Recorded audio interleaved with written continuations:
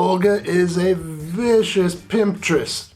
Vicious pimptress. That sounds like a song from the Cramps.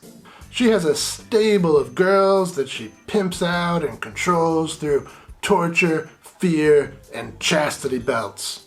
What? Yeah, chastity belts. You can't sell that thing if that thing is locked up. Get it?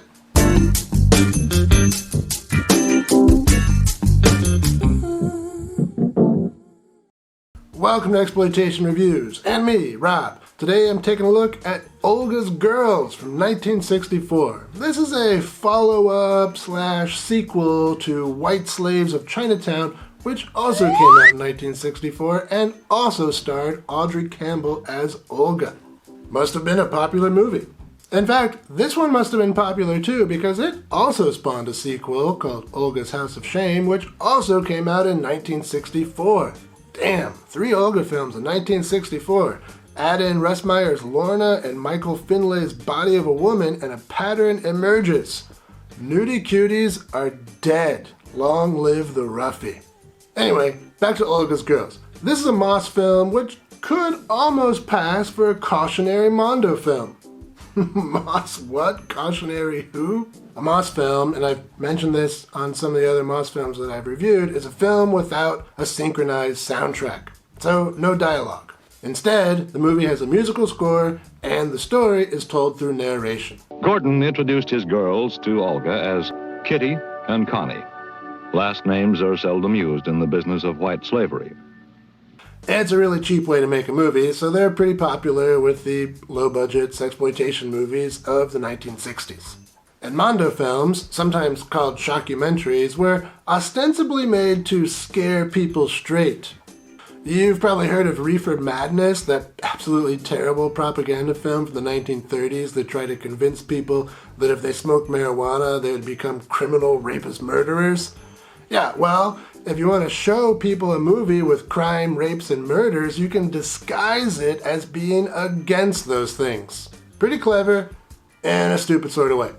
And here, in Olga's films, we have a male narrator who tries to scare people straight by informing them of the dangers of hard drugs and how it can lead to prostitution and lead you into the arms of evil people like Olga. They'd take a fix, and this would always put them in a relaxed mood.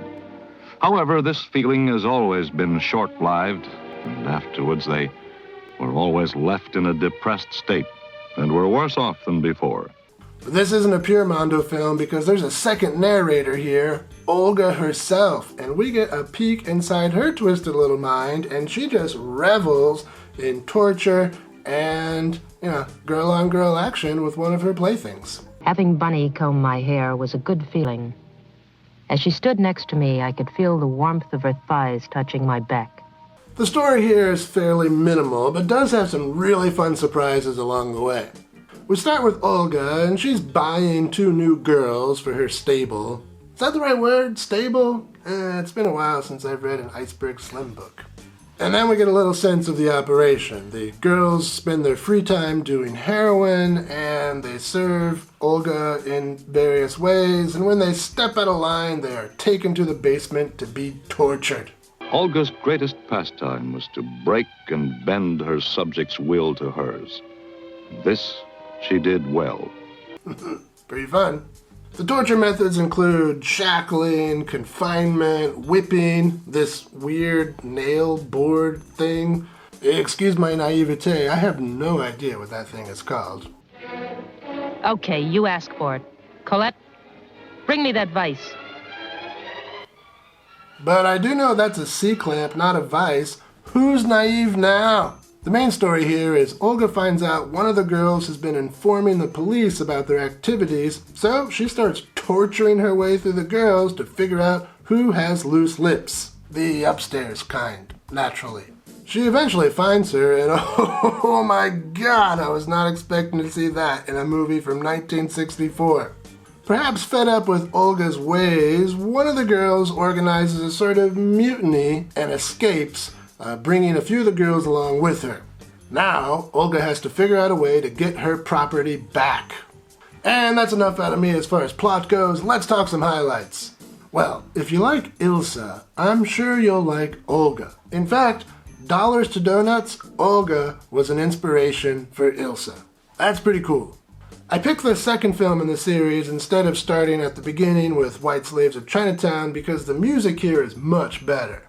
In White Slaves of Chinatown, there's this really repetitive, like Chinese score that I really don't like at all.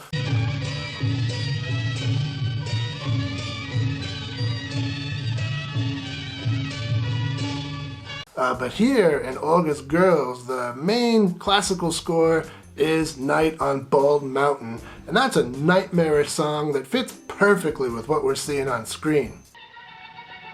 How do you like my little den of persuasion, my dear? I thought of this all myself. Clever, don't you think? I'll teach you all. Plus, I like bald mountains. Or was that bald mounds? Whatever. Potato, waxed potato. I also really appreciate how a movie from 1964 still has the ability to shock. When I rewatched this for the review, I kept thinking, man, this is like Blood-Sucking Freaks, a whole decade before Blood-Sucking Freaks. How cool is that? Way to go, movie. And it should be mentioned that the women here are pretty hot and there's plenty of skin on offer. My favorite of the girls is Darlene Bennett. We saw her last on this channel just last week in Bad Girls Go to Hell, but here we get to see quite a bit more. But the movie's not perfect. Like a slave doing her pimptress's bidding, it has some shortcomings. Obviously, this movie isn't for everyone. It's a low-budget Moss exploitation film with tons of torture. I get why you might not want to watch it. But if you're like me and like those kinds of things, and appreciate movies that have some history, like this one definitely does, it doesn't really do a lot wrong. It has some beautiful women who spend a fair amount of time naked, it has some shocking violence, and it's all tied together in this fast-moving story set to a great piece of classical music. There's really not much to complain about here. If any of this sounds interesting, you have to watch this movie. It's definitely worth a stream. And if you're building a collection of historically significant grindhouse films, this one has a place in that collection. It's the proto-Ilsa. Show some respect.